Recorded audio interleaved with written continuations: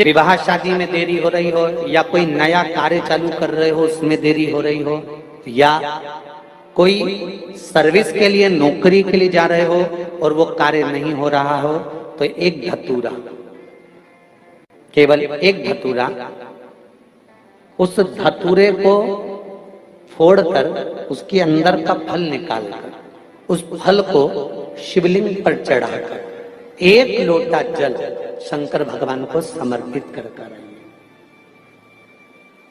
दिन होना चाहिए मंगलवार। कौन सा दिन होना चाहिए? जम के बोलो जरा, मंगलवार समर्पित करो। उसके बाद में आप विवाह के लिए अगर समर्पित करें हैं तो विवाह में देरी नहीं होगी। व्यवसाय और व्यापार के लिए या नौकरी के लिए समर्पित करें हैं तो उसमें देरी नहीं होगी। जितने आस्था चैनल पर कथा सुन रहे हो, जितने फेसबुक और यूट्यूब पर सुन रहे हो, बहुत सावधानी से सुनना, बहुत ध्यान दीजिएगा। महाराज एक कथा बड़ी सुंदर है कि आप चाहते हैं कि कोई रोग हमको ना घेरे, आप चाहते हैं कि कोई रोग हमको ना घेरे, और आपको लग रहा है कि कोई रोग ऐसा है जो घेर रहा है, या कोई शरीर में ऐसा रोग उत्पन्न होने वाला है, या कोई बीमारी ऐसी उत्पन्न होने वाली, तो उसके लिए सबसे सुंदर तरीका कि शंकर जी पर अलोनी जो गोबरी होती है, गोबरी जानते हो, कंडा, अलोना कंडा, अलोनी गोबरी, मतलब गाय ने गोबर करा और वो सूख गया, उसको थापा नहीं गया, हाथ से कंडा नहीं बनाया गया, गोबरी नहीं बनाई गई, केवल गाय ने गोबर करा, वो सूख गया, और वो सूखा हुआ जो गोबर है उसको जलाकर जो भस्म तैयार करी है, उसको जलाकर जो हमने राख तैयार करी है, भस्म बनाई है, उस भस्म को जो तैयार करा गया है, वो भस्म शिव को जो हमने समर्पित करा, उस भस्म को सफेद वस्त्र में लिया और बाबा पर समर्पित करी। उसी भस्म को हम उठा कर लिया। और यदि आप भस्म नहीं चढ़ा सकते तो कभी विश्वनाथ जाएं तो वहां से भस्म लिया, कभी उज्जैनी जाएं तो वहां से भस्म लिया। उस भस्म को हम यदि अपनी नाभि से वक्ष स्थल के मध्य में त्रिपुंड लगा लेते हैं, जीवन में अगर आप मात्र एक महीने में एक बार भी त्रिपुंड अपने वक्ष स्थल के नजदीक में नाभि से ऊपर अगर लगा लेते हैं महाराज, तो ऐसा कोई बड़ा रोग आपकी जिंदगी में प्रवेश कर ही नहीं सकता। इस शरीर के अंदर, इस शरीर के अंदर भस्म में जो सुख है, भस्म का जो आनंद है, भस्म का जो रस तत्व है, उसको यदि एक छोटा सा प्रैक्टिकल है आप करके देखेंगे तो बाबा कुबेर भंडारी वैसे ही भंडार भर देगा। थोड़ा सा प्रयास, अगर आपके सबके घर में गंगा जल है तो एक प्रयास करके देखिएगा। कोई कार्य के लिए आप जा रहे हैं और वो कार्य अटक रहा है, नहीं हो रहा, बहुत प्रयास कर लिया, बहुत दिन से लगे हुए कि ये काम होना ही चाहिए, ये काम बहुत जरूरी और होना ही चाहिए, नहीं हो रहा, एक कटोरी में गंगा का जल निकाल लीजिए, और कटोरी में गंगा का जल निकाल कर तुम्हारे घर में एक सिक्का पड़ा हो, 1 रुपया, 2 रुपया, 5 रुपया, कोई सा भी एक सिक्का पड़ा हो, जो भी सिक्का पड़ा हो, कुंदकेश्वर महादेव का नाम लेकर, जहाँ परिंडा होता है, पानी का मटका होता है, पितरों का स्थान होता है, हंडा भरते हो, मटका भरते हो, उसके पास में उस कटोरी को रखकर 1 का सिक्का, 2 का सिक्का, 5 का सिक्का, 10 का सिक्का, जो तुम्हारे पास सिक्का पड़ा हो, जो भी तुम्हारे पास पड़ा हो, वो सिक्के को हथेली में लेकर कुंदकेश्वर महादेव का नाम लेकर उस कटोरी में डाल दीजिए, और उस जल को नैनों से लगाकर आप काम के लिए निकल जाइए। वो काम आपका सफल होकर ही रहेगा, छूट नहीं सकता। गंगा के जल में वो बल होता है, और आप जो सिक्का डाल रहे हो वो ये समझ कर डालें कि कुंदकेश्वर महादेव को मैं गंगा में स्नान करने के लिए, हमारे यहाँ पहले हमने भी देखा, आपने भी देखा होगा, किसी जब बारिश नहीं होती है या कोई काम अटक जाता है, जब बारिश, तो क्या करते थे पहले के जमाने में कि मंदिर को पैक कर दे, उसमें पानी भर दे शंकर जी के ऊपर, आपने कई जगह देखा होगा, उसमें शिव जी को डुबा, तो किसके लिए डुबाते थे? कुंदकेश्वर महादेव के। ये नियम है कुंदकेश्वर महादेव का। ये कुंदकेश्वर महादेव को उस कटोरी में, उस बाटकी में सिक्के को, और फिर जब आपका काम हो जाए, आप जिससे मिलने गए हो, जिससे काम की बात करने गए और काम हो गया, तो वो जल ले जाकर सिक्के के साथ, सिक्का तो डालो मंदिर में, कहीं दान पेटी आदि में, और वो जल भगवान कुंदकेश्वर के नाम से शिव जी को समर्पित कर दो। बाबा से विनती करो, बहुत बहुत साधुवाद है बाबा, आपने मेरी लाज रख ली, मेरी कृपा बनी रहे, बस ये सुख मिलता है, उसको धन्यवाद दो बाबा को। बार बार हम तो रोज कहते, रोज प्रतिदिन उठो और उठते सी धन्यवाद दे दो, धन्यवाद, उठते सी कहो। शिव को प्रिय है पुष्प में आंख का पुष्प, जो आंकड़े का पुष्प होता है शंकर को बड़ा प्रिय है। और दूसरे नंबर पर शंकर को प्रिय है शमी का पुष्प, बहुत ध्यान देना महाराज। तीसरे नंबर पर शंकर को प्रिय है महाराज सरसों का पुष्प। सरसों होती है ना, जो राई अपन बोते हैं, सरसों बोते हैं, उसमें पीले कलर का जो पुष्प लगता है।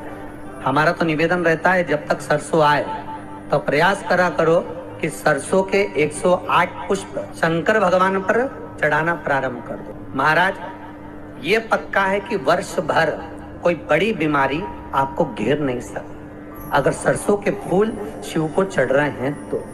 और प्रयास करना कि सरसों का जो पुष्प होता है, सरसों का जो फूल होता है महाराज, अगर कोई व्यक्ति को किडनी या लीवर से जुड़ी हुई कोई तकलीफ होती है या किसी व्यक्ति का एक्सीडेंट हो गया होता है और उसका कोई अंग रह गया हो, कोई शरीर का कोई भाग रह गया और वो काम नहीं कर रहा हो, जैसे किसी के पांव रह जाते हैं एक्सीडेंट के बाद, किसी का हाथ रह जाता है, या कोई अंग काम नहीं कर रहा हो, वहाँ ब्लड पहुंच नहीं रहा हो, वो जगह एकदम सुन्न हो गई हो, खाली पड़ गई हो, तो उसके लिए शिव महापुराण की कथा कहती है कि सरसों के पुष्प 11 शंकर जी के राइट भाग में, जहाँ शिव जी के गण दरवाजे के द्वारपाल मणिभद्र जिस जगह पर निवास करते हैं, कौन निवास करते हैं?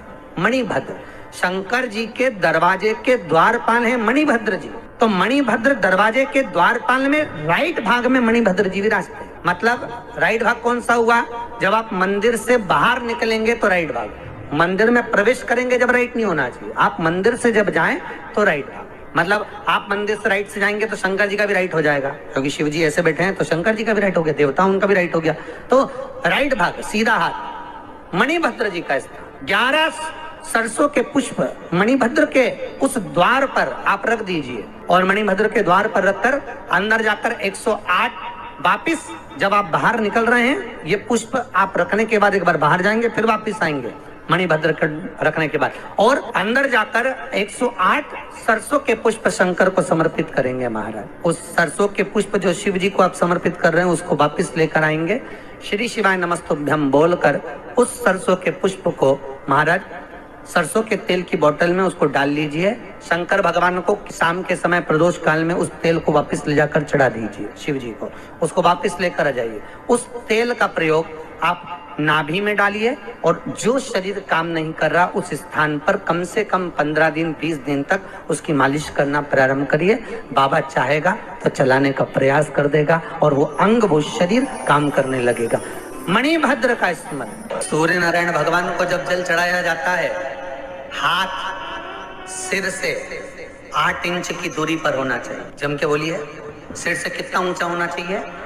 8 इंच ऊपर अपना हाथ होना चाहिए मस्तक से सूर्य को जल चढ़ाते समय। और न चांदी का, न स्टील का, न लोहे का, न प्लास्टिक का, न कांच का, न सोने का कोई बर्तन, न कांसे का, न एल्युमिनियम का, न पीतल का, केवल एक पात्र होना चाहिए, वो है तांबे का। काय का पात्र होना चाहिए? तांबे का पात्र। और सूर्य नारायण भगवान को जब 8 इंच ऊपर तुम्हारा हस्त है और जब हम सूर्य को जल चढ़ा रहे हैं, कैसे जल चढ़ाना है वो भी समझ लीजिए। अगर कोई कैंसर का मरीज है, जिसके चेस्ट में कैंसर आ गया हो, लेफ्ट में राइट में कहीं पर कैंसर आ गया हो या कोई गठान आ गई हो, तो महाराज आप जल चढ़ाते समय उस जल की धार को सूर्य भगवान को जब चढ़ा रहे हो तो धार आपकी गठान की ओर जाना चाहिए, जिससे सूर्य की किरण उस जल में से आपके उस स्थान पर पड़े, उस जगह पर पड़े जहां पर गठान है। महाराज आप लगातार जल तो चढ़ाना चालू करो, अच्छे डॉक्टर फेल हो जाएंगे और कह देंगे गठान ठीक हो गया। आपका लीवर और किडनी गड़बड़ कर रहा है, हार्ट, आपके हार्ट में अगर तकलीफ है, डॉक्टर ने कह दिया कि इसमें नस चौक है, कहीं ना कहीं छल्ला डलेगा, आपको कह दिया इसमें कुछ ना कुछ प्रॉब्लम आ रही है, आप सूर्य को अर्घ देना चालू कर दो, सूर्य को जल चढ़ाना चालू कर दीजिए। आप सूर्य को जल चढ़ाओ, वो जल की जो तरंग आ रही है, वो जल जो निकल कर जा रहा है, उसकी जो किरण आपके हृदय पर, आपकी छाती पर पड़ रही है, नाड़ियों में पड़ रही है, नसों में पड़ रही है, उसका बल देखो तो सही।